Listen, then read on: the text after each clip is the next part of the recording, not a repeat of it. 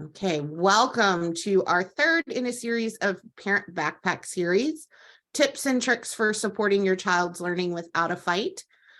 This is actually co-sponsored by us in the Family Support Center with the Department of Special Education and the Department of Family and School Partnerships.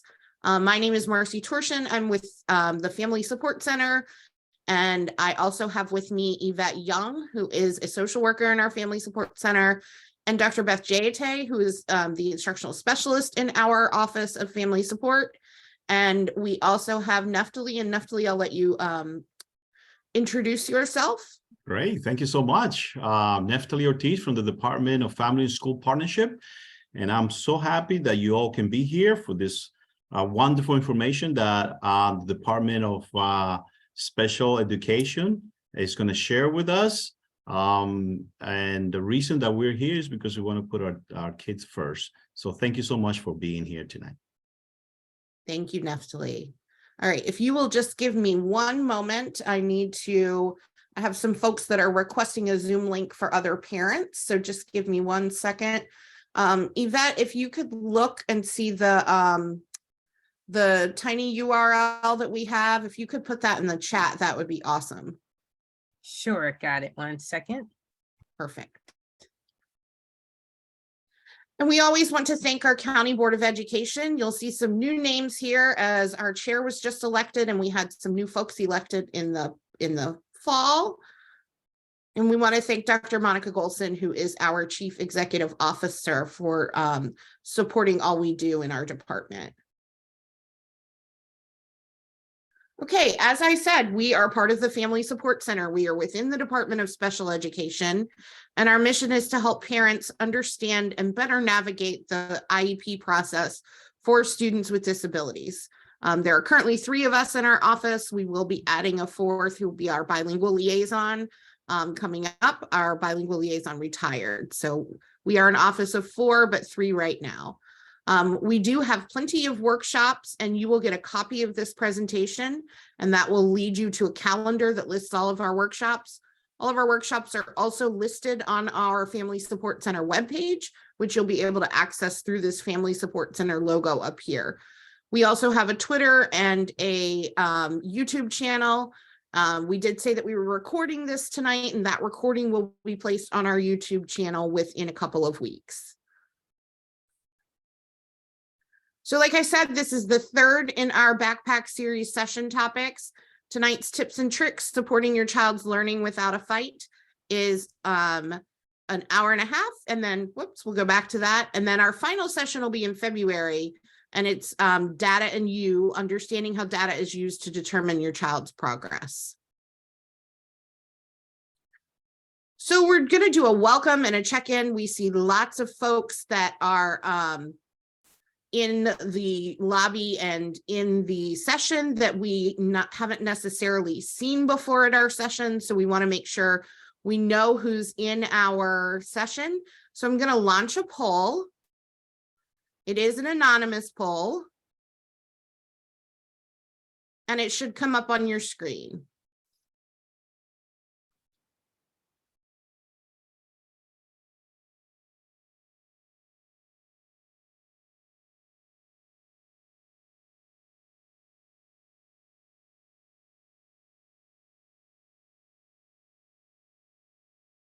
So we want to know your child's age, your child's grade, and then whether or not you have a child with a disability, kind of to see where our audience is. And we'll give that about 30 more seconds.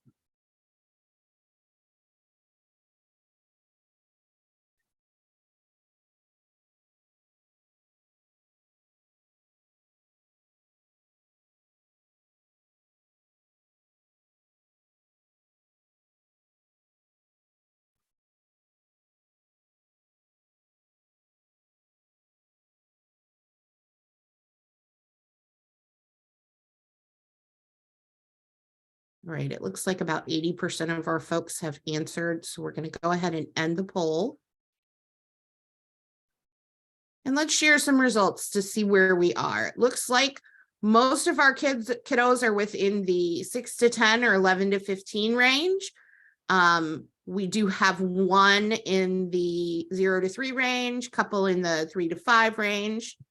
Most of our kiddos fall in the K to 2 range for grade level.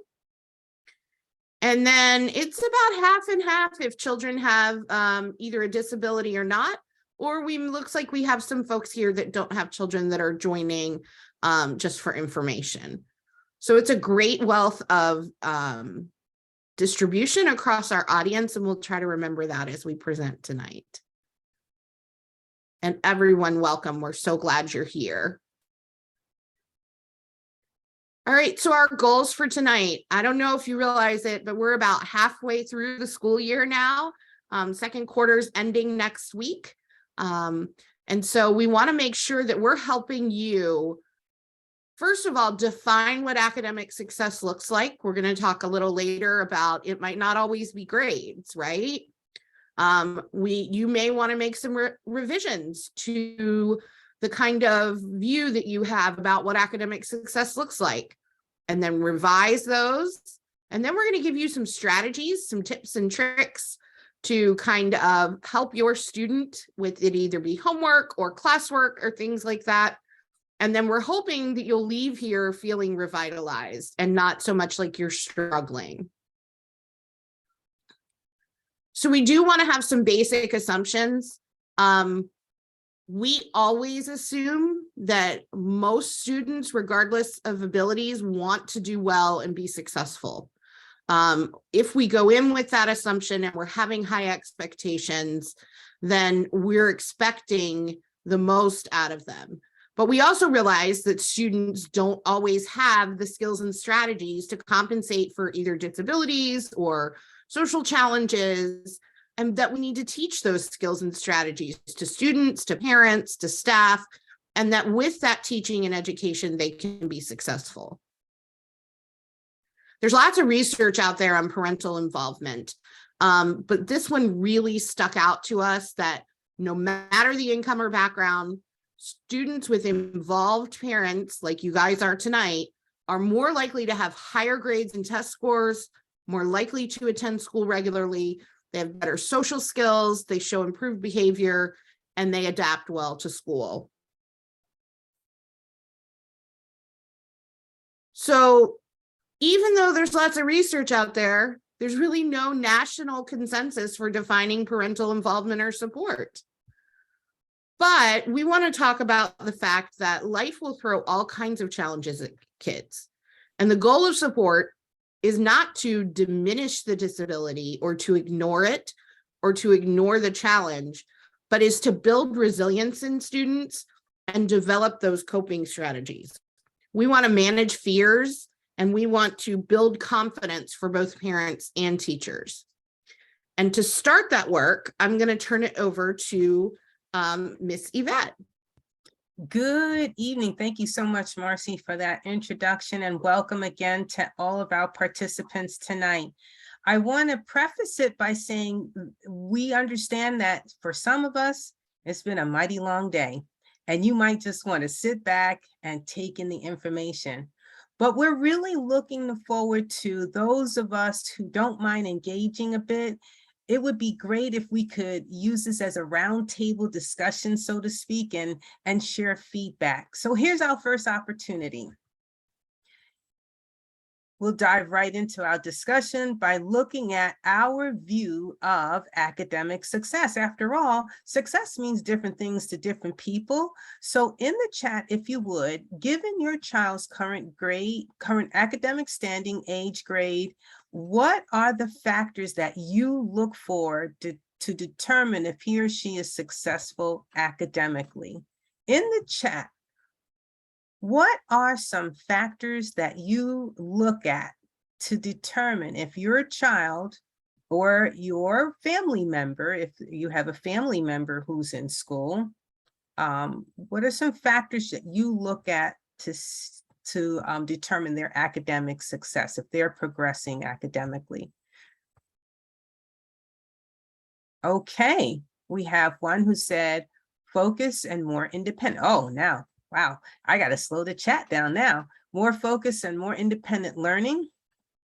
If she is able to master and really understand the material, that's an interesting piece of feedback. Mastery of current work requirements, grades and comprehension, retention of the materials and skills. Okay, that's good. Not just learning it and taking it in, but retaining it.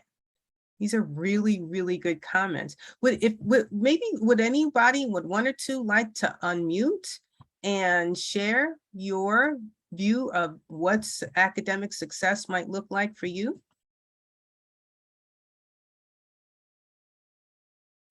Being able to access, retain, and understand the material, okay? So all good pieces of feedback here.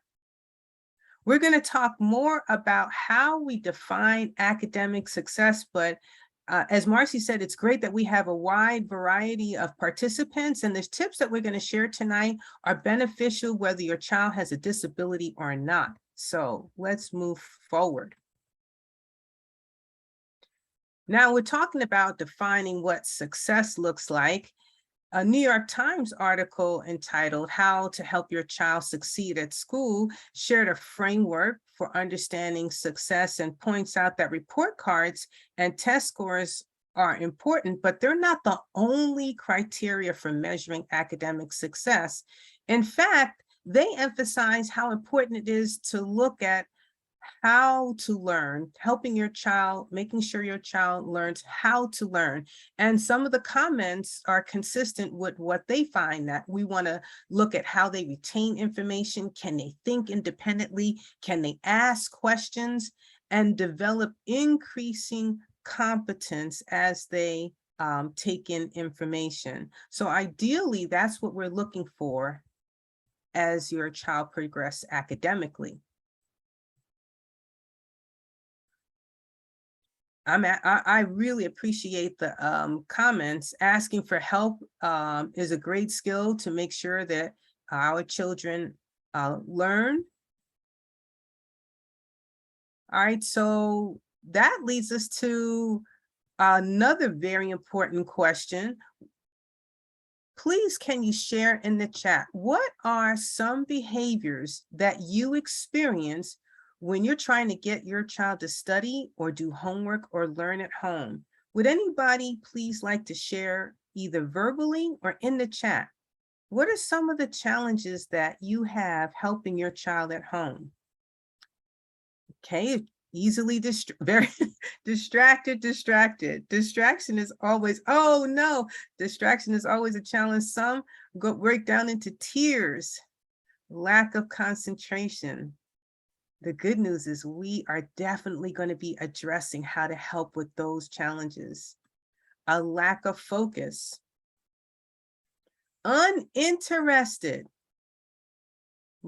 rushing through it, racing to finish it.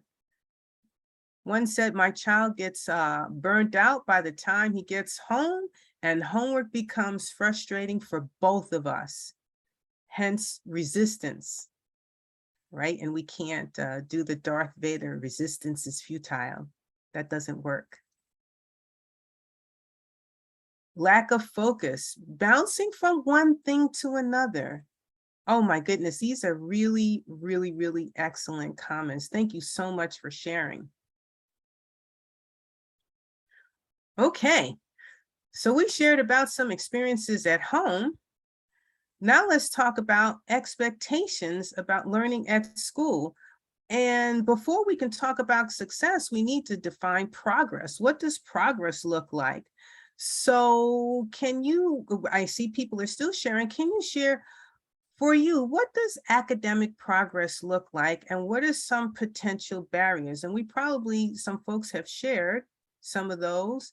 Some more comments that we have here. The child looks for something else to do. That's surely a barrier, right?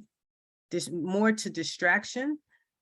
They will always say no homework until you look for it and find it hidden, crumpled somewhere. Escape avoidance.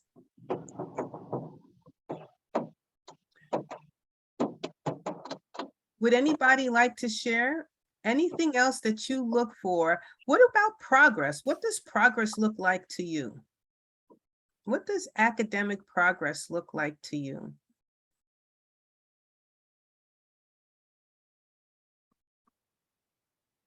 Now that I said it's not all about grades and test scores, you probably don't want to write that, huh? Okay, for me, progress looks like mastery of my child's goals. Excellent, okay. Turning in assignments on time and complete. I love that because that's concrete, quantifiable. When they can do their work on their own with a sense of independence. Excellent. Confidence in doing the material. Wow, what a great comment that is. Multiple people said confidence. Yes, not being timid to do the work. Another good one, consistency. I do the work today and then I come back tomorrow and I'm willing to do the work again. Okay, progress would be improved, confidence and retaining old information and building blocks. Wow. Okay, cool. When they can tell you about what they learned. Being able to verbally tell you what they learned in class, and they're excited to learn about what they learned. These are awesome pieces of feedback. Thank you so much. All right, so on this theme, another research article entitled strategies for helping parents of young children address challenging behaviors at home or teaching exceptional children points out there's some other important benchmarks that predict future academic success. Let's see what you think about these. One benchmark is reading proficiency by grade 3. Low reading proficiency can suggest the need for reading intervention. By grade 6, we have some other benchmarks. Attendance. Any attendance rates below 80% can indicate problems moving forward. It's hard to pass your classes if you have frequent absences. Also by grade 6, course failure, particularly in math and English. That would indicate a need to address that before they achieve grade 7. Students with English or math grade of D or lower tend to have lower graduation rates than those or C or above by the time we get to grade 9. We're also looking at grade 9 in terms of credits or credits and GPA, but let me go back to grade 6, behavior. Let us not overlook behavior challenges. It's important to target behavior challenges before a student gets to grade 7. Those challenges look like some of the ones you mentioned, disengagement, or other risk behaviors like inattention, disruptiveness, difficulty with consistently getting along with teachers and peers. Those are all predictive of diminished motivation later on for school. So I mentioned GPA and credits by grade 9, and also academic rigor. Advanced math and English classes increase the probability of successful persistence with challenging work. Okay. So now that we shared this feedback, does this change the way anyone views academic success? Does anything surprise anybody? Does attendance surprise you as a predictor, or behavior or reading? No. These are kind of expected, that challenges here would predict challenges in the future. Okay, so what do? Let's go on.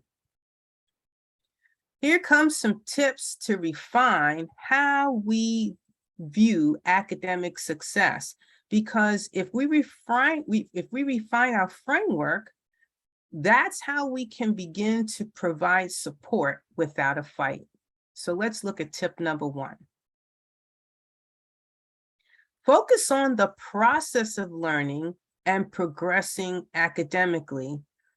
We do that by teaching process skills. And we're all familiar. Okay, I feel like if this was a chorus, right? What do? We ask, how was school today? And what answer do we get?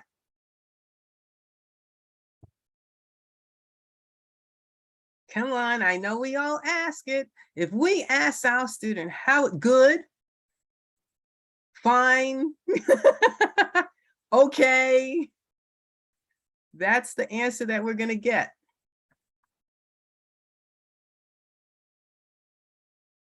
Fine, great. Great is good. I want that child. Who's the child that says great? Great, fine. And they're going to tell us that whether it's truly great or fine or not, right? You ask me this every day. Why do you keep asking me how was school, how was school, how was school? So what's the workaround? Tip number one, asking process questions. Instead of asking how was school today, we could ask, what did you do to get the grade that you got? If they got a good grade or they got a poor grade, we want to focus on the process that they're using to get that grade. Either A, to encourage it and reward it, or B, to intervene. So what did you do to get that grade? Another process question is, which study techniques worked for you and which ones did not? All right, it says, okay, here we go. What skill did you learn in math? Okay, that's a good process question. Something that you, well, what was something that you did that was great today and one thing that didn't go well? Thank you. These are great. These are great process questions, because remember we talked about some of the goals of learning. That's what's going to teach them to think. They actually have to think about a response, not just give you the tried and true, fine, okay, stop asking me.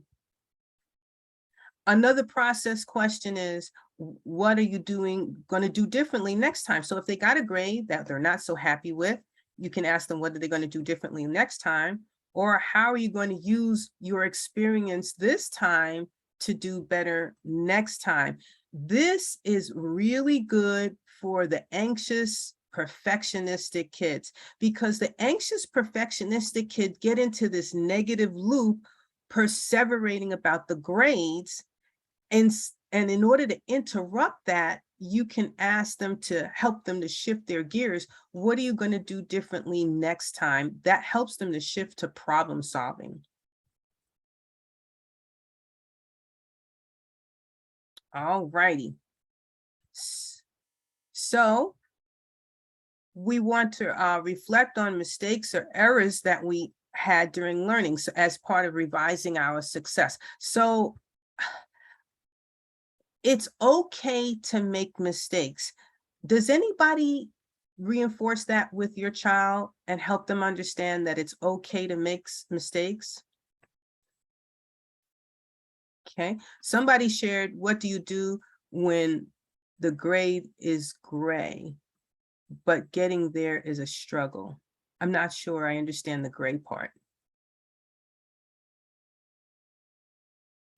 I think what she's trying to ask is, what do you do when the grades are fine, but it's this absolute struggle to get there that the problem is the problem?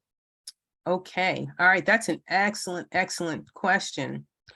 So would anybody like to share before I give my thoughts? I would love to hear from the educators. What do you do if the grade is great, but it was a struggle to get there? So I think you have to focus on what is the part of the struggle. So really defining where you're struggling. Are you struggling to initiate the task? Are there academic barriers? For example, if you're doing math and it's a word problem and the child is struggling reading, is that a barrier to getting the math done? Are there distractions? So once you focus on what's actually happening before you get to the struggle, then perhaps you can use some strategies to help that struggle, if that makes sense. And I would also think about, is back to my comment about the underlying anxiety. In addition to what Marcy is saying, as we identify what's the struggle that the student, if like some people mentioned confidence, is it a confidence problem? Are there setting events that need to be addressed? Maybe there are environmental changes that we need to change to help them study better. We're going to talk more about strategies like that later on that could help not make it such a struggle, because I've been receiving a number of calls at the Family Support Center and sharing with parents, one thing you don't want to become is the warden. If your child feels like you're standing over them and you're the warden making them study, that is going to have diminishing returns. So that's another thing we might look at. Another thing is, what could make it fun or interesting? We're going to talk more about that also, to study and learn. So some people said, yes, say you try your best. The struggle is initiating the study and homework process, lack of confidence and ability despite doing well. In a subject that is hard. I feel I can only get him to work when I'm standing over him. That's what I was saying about being the warden. Okay, I'm going to table that, and we actually have a program for that. We have some strategies for that. So put that in the parking lot, put a pause on that, and we're going to come back to that. In the meantime, one thing that can help is to say it's okay to make mistakes. So if it's a struggle, sometimes the struggle is, I don't want to make a mistake. I don't want to get it wrong. And focusing on reflecting on mistakes as an opportunity could take the sting out of making mistakes such a challenge, and give positive feedback related to your child's academic need. So if they are focusing, if they're tuned in, if they're attending, we're positively commenting on that. But basically, we want to make sure the child understands it's okay to take some risks. And if they get it wrong, it's not the end of the world.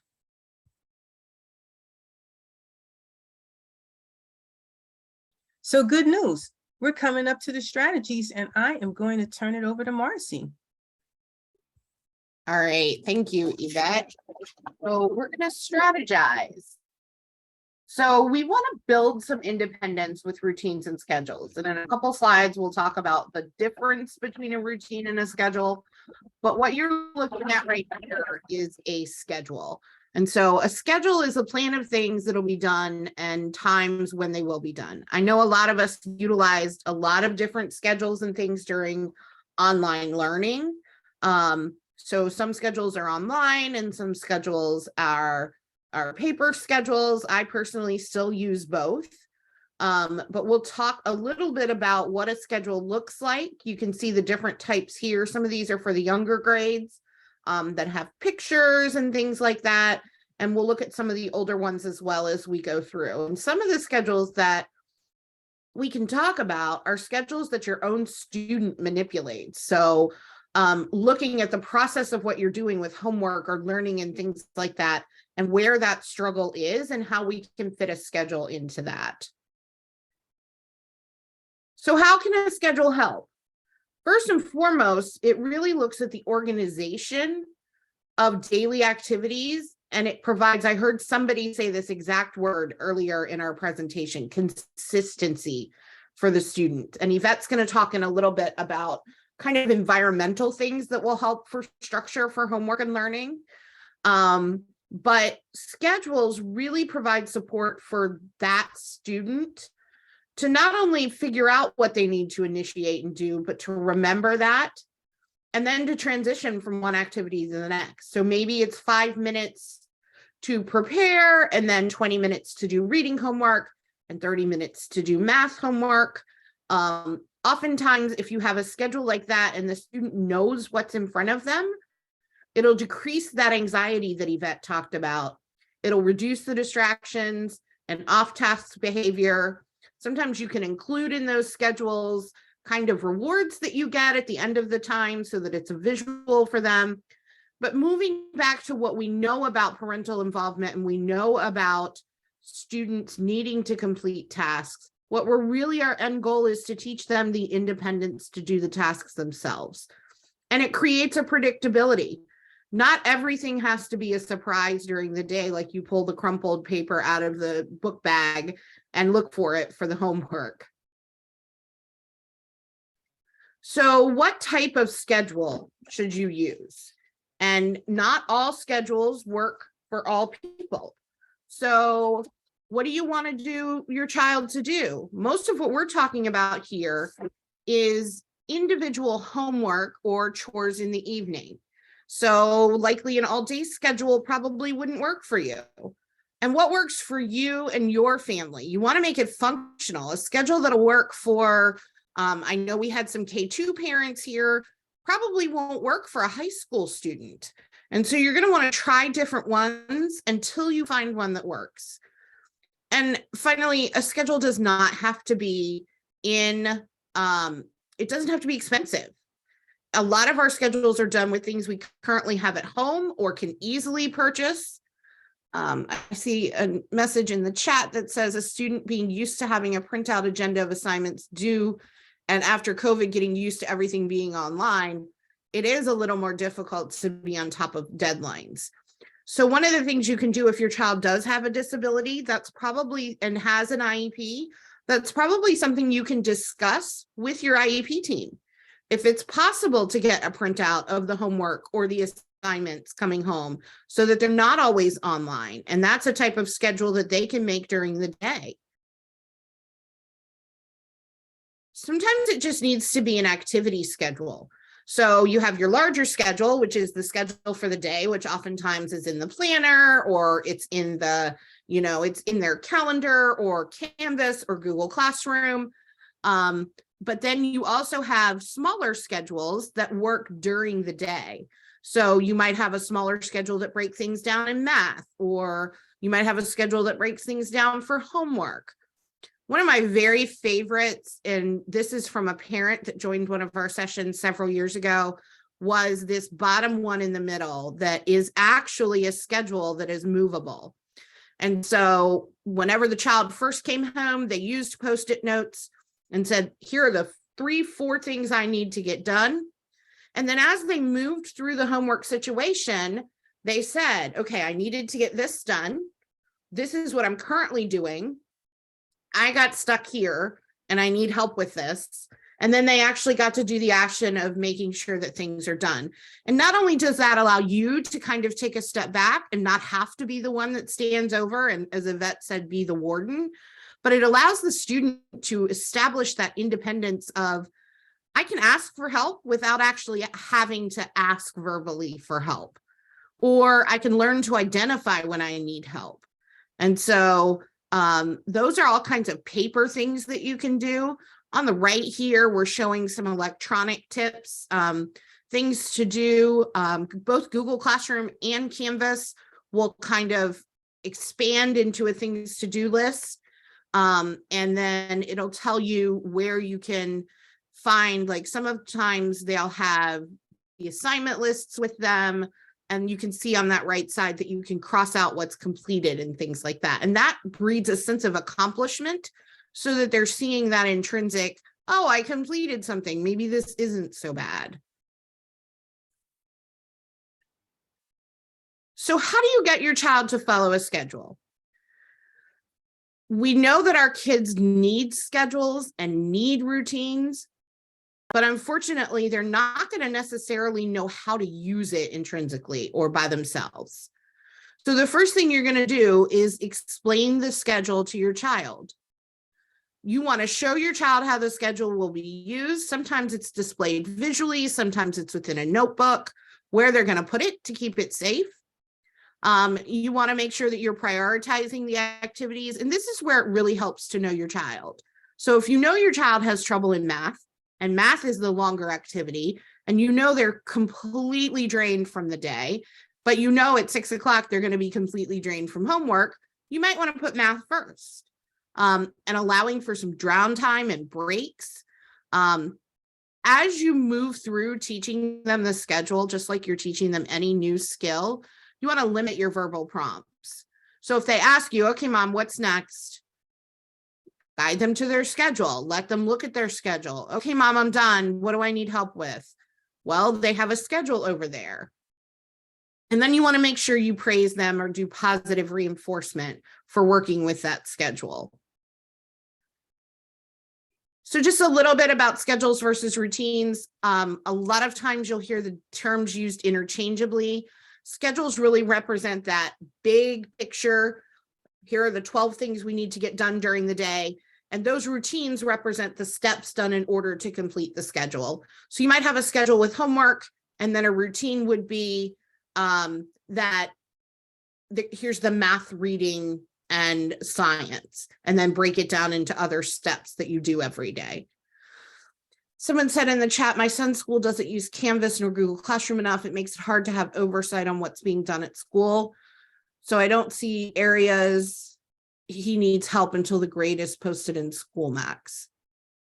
So Ms. Garrett, if you feel comfortable sharing, what grade level or age level? Is it elementary, middle, or high school?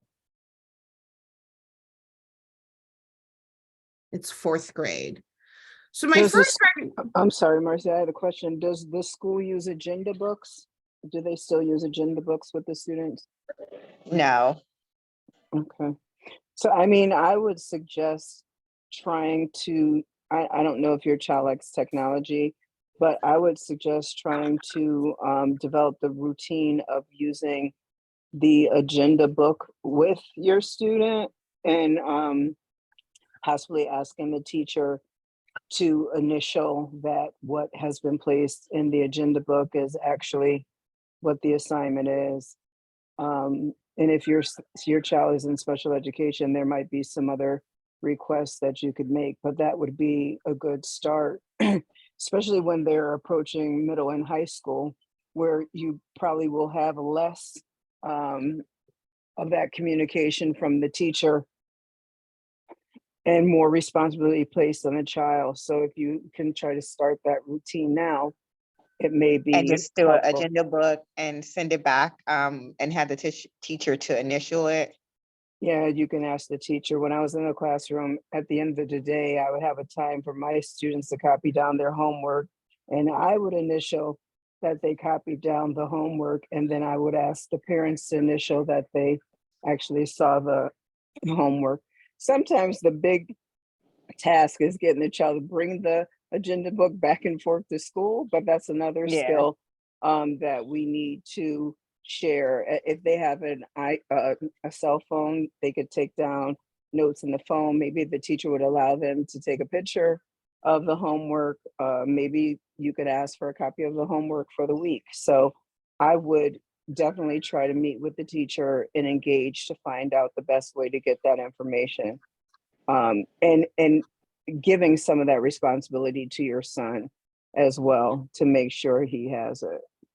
Okay, thank you.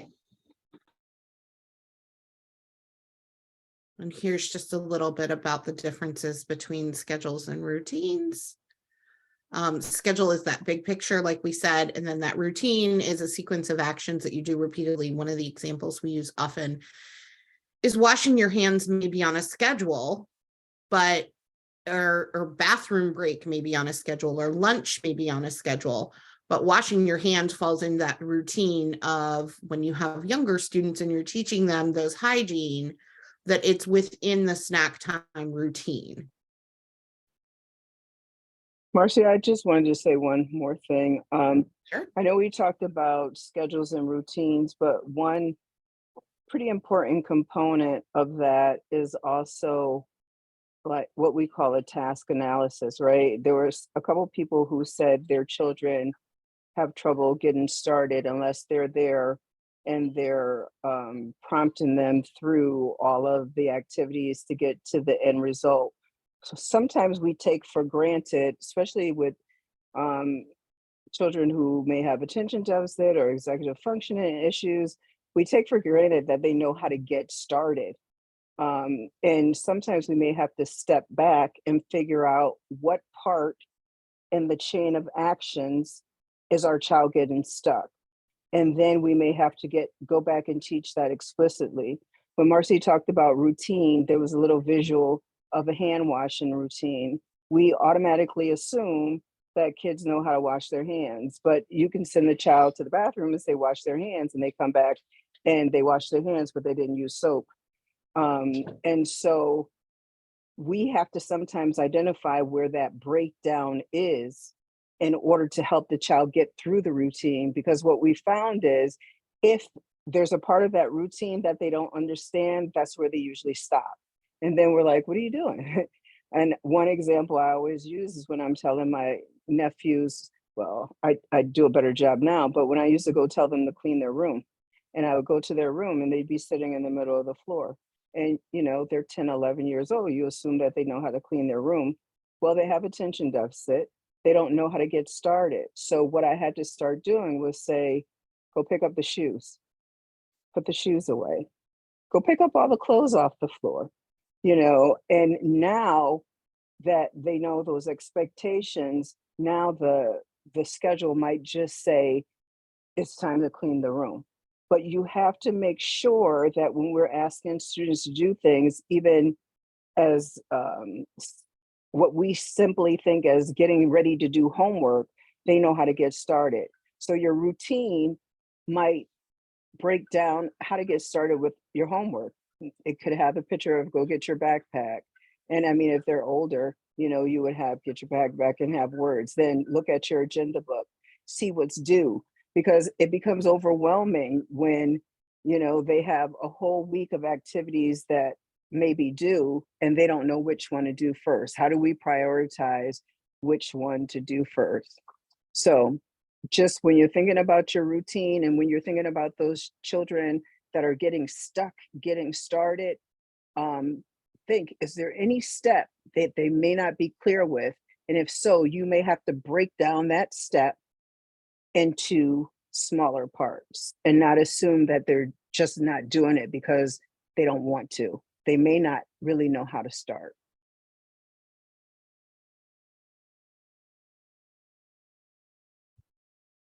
Thanks, Beth. I was having trouble getting off mute. I see some questions in our chat here. The first question says, my student has a teacher who's new to the school. The teacher does not check messages or email regularly or respond directly. The grades on SchoolMax are not the same thing the teacher is seeing. The teacher is unaware of missing grades on SchoolMax. When I asked about them, how do I get a true gauge of how my student's doing in this class? Where do I start? So the first thing I'll say is I'm sorry they're not responding. There's could be a multitude of reasons for that. Our district policy is that we respond to parents, teachers included, within 48 hours, 48 business hours.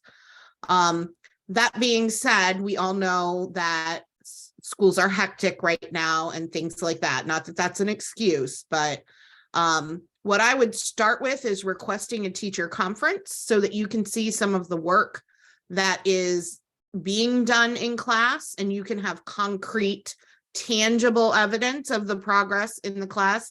I know there's some teacher conference days coming up in early February.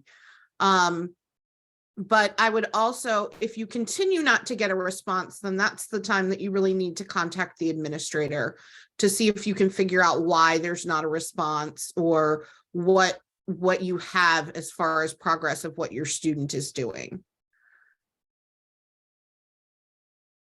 Let's see. Someone said that it's scheduled. Go ahead, Beth. I was just going to say, if the student has an IEP, I would request an IEP meeting to address these concerns and how it's impacting their access and impacting their progress. And students with IEP should get a progress report related to their IEP each time they get a report card. And a follow-up, which I'm actually finding is good to know the distinction. Students who have a Section 504 plan, if your student has a Section 504 plan, that is considered to be part of the regular general education process. So that's why the follow-up for students who have a Section 504 plan is usually with the counselors and administrators. And they're not part of the special education process. However, the same thing would apply. You could ask for a 504 plan review meeting or you could ask for a parent-teacher conference. Thank you, Beth and Yvette. So another comment that I see in the chat says the schedules help a lot because the county has moved to Canvas and parents haven't been informed to use that program in detail. And we have heard that a lot. I know that they are planning in the spring some parent sessions regarding Canvas, but I don't have any information on dates or specifics yet. And it says that teachers take long times to update grades in SchoolMax. And once those grades are posted, you can't do anything at that point. So I would say that unless it's at the very end of the quarter, that's not necessarily true that you can't do anything at that point. So there is a grade appeal window. So if after they've posted grades and you don't necessarily agree with the grades, if you've seen the work, you can always appeal that grade. And if it's before the end of the marking period, you can always ask for a teacher parent conference to discuss the grade and what can be done to help to improve it.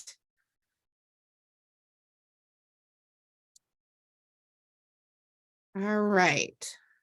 So I am going to turn it back over to Yvette. We talked a little bit about this in where your schedules can be placed and where your students working and distractions. But Yvette's going to get really into the meat and potatoes of creating that workspace for your student when they're working at home. So I'm really resonating in the back of my mind this question about how do we get our students to participate in the academic learning at home with homework, studying without a fight. And part of that, we might look at creating the just right workspace environment at home. And each child is unique. Each child needs something different, but part of creating successful routines involves creating an effective environment for that student to do their work in. And some of this is intuitive. Side note, generally speaking, it is best if the bedroom is left for rest, relaxation, and sleeping. However, if it's necessary to use the bedroom for homework or studying, or for older students, the teenagers, where you know they just retreat to their bedroom and that's their routine, it's best even in that bedroom area if there's a section of the room that could be created as their work area. Students who do their work on their bed, very easy for them to get distracted, fall asleep. We can imagine what will happen in those scenarios. So there are simple little things that we can do to create a space that says psychologically, I'm in this space to study. And that helps to diminish some of the conflict and challenge. So in general, the workspace should be clutter-free as much as possible, that they're not going to go back and forth looking for their supplies. That space has the supplies, that has their necessary pencils, pens, Chromebook, laptop, whatever they're going to use in that space. There should be limited background noise or distraction. But we've been talking about different students with unique needs. So students who have attentional problems or who have been diagnosed with ADHD actually benefit from a low background noise. Usually instrumental kind of music is most recommended, but if they can manage without being distraction, that music occupies some parts of their brain that actually helps them to focus on the work that they're studying. The furniture size, we should look at, make sure that that's efficient, that there's good lighting, temperature, nearby outlets, and we're going to talk more about movement. Now, back to students with unique needs. Have you ever heard this? Some people are just time blind. So for the students who are time blind, who maybe get a good start and then they lose track of time, the strategy is to make time visible to them. that is by using timers that may have a stopwatch on them. There's app timers on their phone or their computer, oven timers. Some students may need a physical clock with hands on it to make the time visible so that they can see the time going by. And then Marcy, can you click on this Pomodoro timer? We want to share this one. This one is really cool. This one is free and online, and you can actually schedule either when you're going to take your short break or how much time you might need for your long break. Again, the idea is to increase independence for that child doing their assignments. This is probably best for the older students. Marcy, were you showing us some more things and stuff? Yes, there's at the bottom, you can add tasks and it will that's count down and allow you to mark when your tasks are done.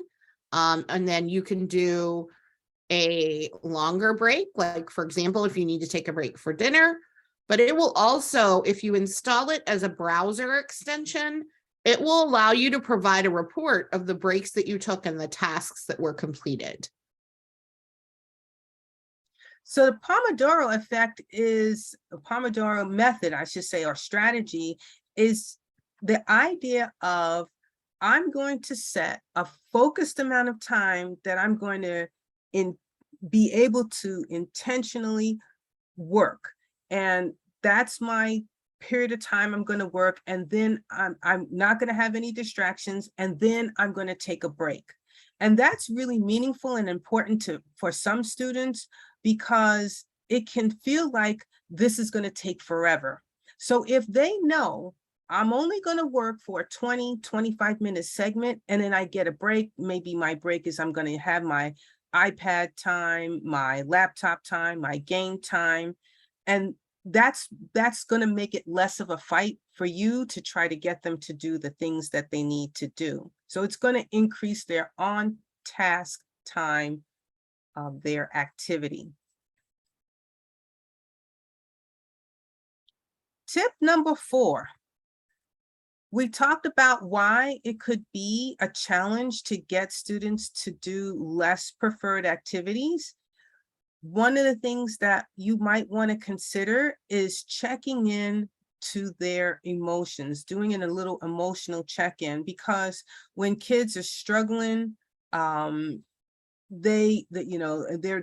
mood or their emotion, if they is dysregulated, they have stress, fear, or depression or anxiety, their motivation is going to be lower. So sometimes doing a simple emotions check-in, this one is for younger kids. It's a nice emotions thermometer. It's the idea of taking a temperature check.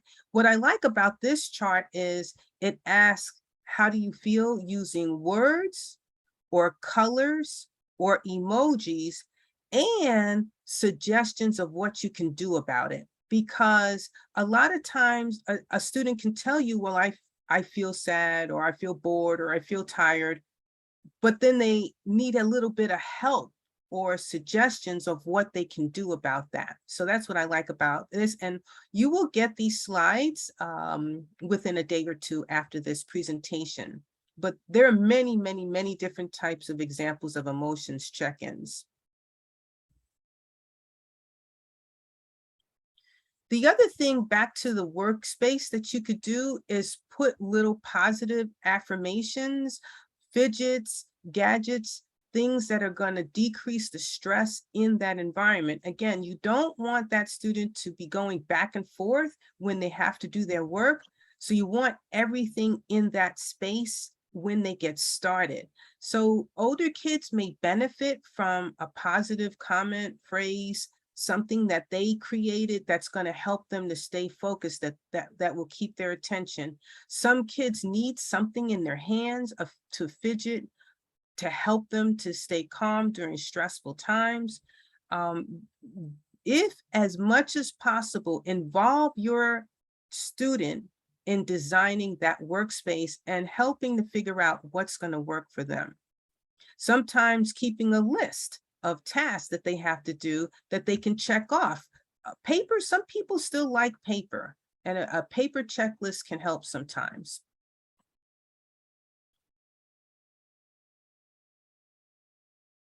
So back to the timer, the idea of movement breaks are very, very helpful for all of us. I get tired, I'm sitting at the computer, I need to move sometimes. And so that's true for our students as well. Movement breaks help actually increase focus and attention. Sometimes we call them brain breaks. So again, if a student is going to work for 15 minutes and then get a break, that hopefully will be less of a fight.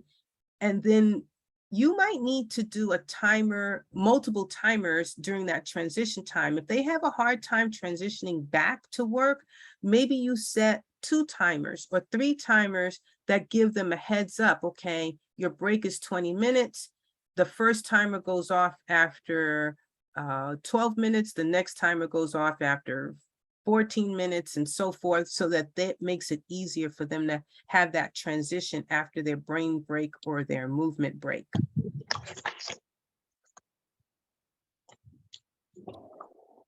And one thing that we overlook sometimes is fun. And fun, believe it or not, is hugely important for sustaining motivation. And fun means different things to different kids. A lot of it to help them feel motivated and fun is, what are they working for? Small incentives that maintain their effort will be helpful. They don't always have to be tangible things. It could be time to talk to you, time to talk with their friends, time to read or do some art or drawing. It could be a small reward. It could be, for the younger kids, stars or stickers or checks, something like that. It could be time outside for the older kids. You have to be able to talk with your child and know what's an incentive for them at that time, what's a preference that they would have. Preferences change over time. So what's important and exciting and engaging, a reward for your child today may not be so motivating tomorrow. So keep that in mind. Positive praise is also hugely important. A lot of students respond to positive praise, high fives, just attention from you to say, keep going.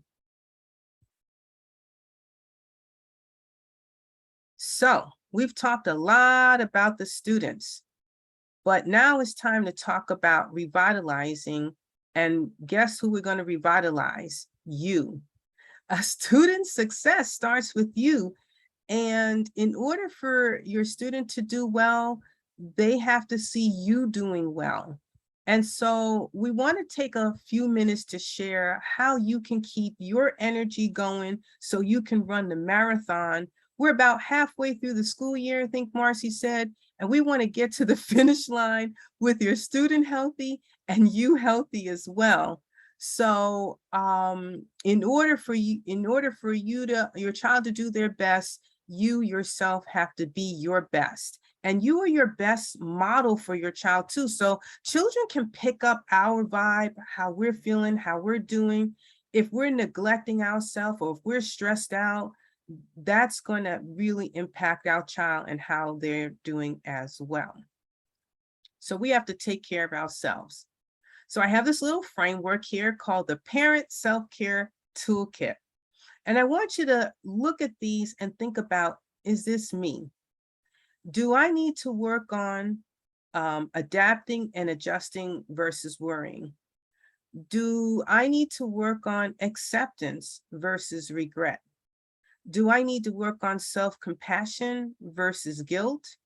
And do I need to work on patience versus stress? So let me give you a little context. We all as parents want to be and do our best, and we want our children to be and do their best. And it's so easy to take on oh, if my child is doing badly, then I must be doing something wrong as a parent. That is not necessarily so. Dr. Jete often reminds parents, sometimes it's not worth it to fight with your child over homework and studying and ruin your relationship with your child. So maybe you need to do some adapting and adjusting. Maybe you need to do some acceptance. Okay, last quarter wasn't a good quarter for my child. It's okay, we'll regroup. We don't want to live in the life of regrets. We want to have some self-compassion and model that so our child will have some self-compassion for him or herself and some patience, and not do the woulda, coulda, shoulda. No guilt. Don't live in guilt. All right, so that also involves us setting realistic expectations. Now that we are refining our idea of what success looks like, we can get a clear picture in our mind of realistic expectations, not perfectionism, and reflect on the purpose of your expectations. Focus on things that are in your control, things you can do, and avoid, like I said, the woulds, the shouldas, and be flexible. It doesn't help you grow or your child grow if you're living in the stresses. So Marcy shared a lot about the schedules and routines, and like it applies to students, it applies to us too.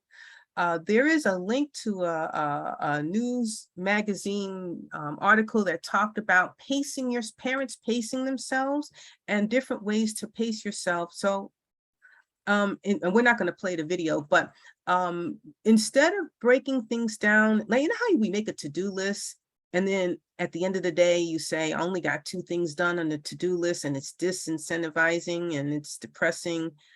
For us as adults, there's other little strategies to help pace ourselves. We could do the to-do list if that works for you, but how about the could-do list? I could do this. Maybe I will. Maybe I won't. The today list. This is what I'm going to do today, and I have to get it done today. And it's only the 2 to 3 things that I have to get done today. And then there's the to-do list. Ta-da, I've gotten these things done. I feel it's fulfilling to write down what I've actually accomplished today.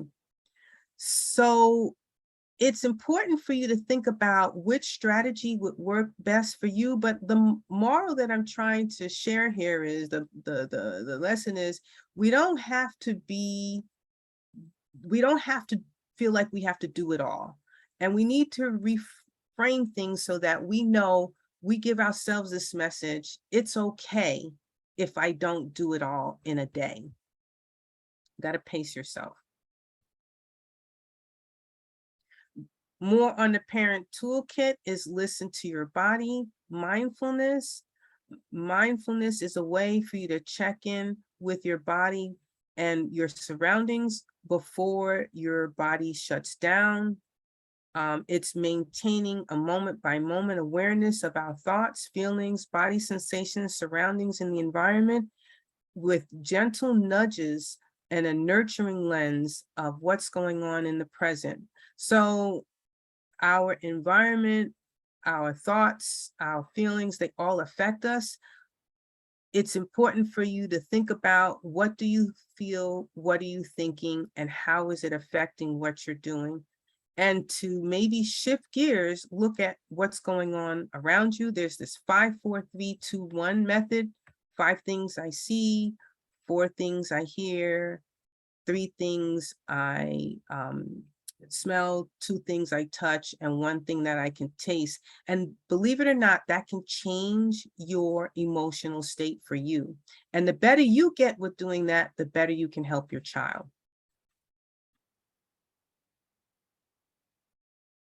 So you want to ongoingly reassess your expectations, reflect and adjust. You can notice if your expectations are constantly not being met and adjust them instead of beating yourself up for what isn't accomplished. If the vacuuming didn't get done today, don't beat yourself up about it. We could just maybe do it tomorrow. Look at your timeframes. Are your timeframes realistic? Have a frame of reference. If you were going to counsel your friend, what would you tell them? Would you tell them something different than what you're actually doing or how you're treating yourself? And then create your own coping plan. Some things that you do for you, whether it's 10 minutes, 15 minutes, hour that you take for exercise, meditation, 10 minutes alone in the bathroom. Maybe you have bonding time with your child, cooking or listening to music. Have your own plan for when your own mental break is going to come.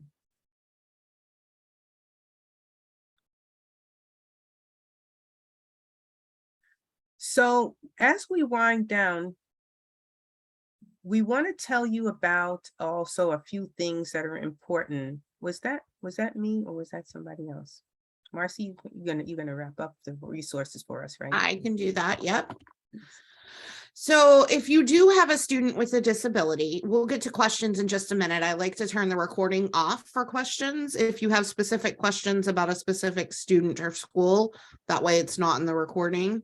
But for this part, if you do have a student with a disability, the Maryland State Department of Education, coming soon every year, provides a survey for parents of special education students so that you can give feedback on what's going on at the school level. So you should look in your postal mail or for a link on our website coming soon. It's usually www.mdparentsurvey.com. All of those results are tabulated anonymously and then provided back to us so that we can utilize that feedback to better plan for our next year's activities and support that we provide you. We always want to provide some basic resources at the end of our sessions. One of the ones specific to this session is an article, Critical Academic Indicators, which references back to the markers that Yvette was talking about regarding attendance and behavior and grades and passing courses at the high school level. And then we will have pages of Family Support Center information. This is our website. These are some local Prince George's County websites, NAMI, which is the National Alliance on Mental Health, the ARC of Prince George's County, Prince George's County's chapter of CHADD, which is Children and Adults with Attention Deficit Disorder. State resources, like I mentioned, the Maryland State Department of Education, Parents Place of Maryland, Maryland Coalition of Families, and Pathfinders for Autism, who are all partners with us in the Family Support Center. And then just some national resources, CHADD's national chapter, LD Online, and the International Dyslexia Association. And then our contact information. Karen Andrews is our coordinating supervisor, and Beth and Yvette are on the call with me tonight.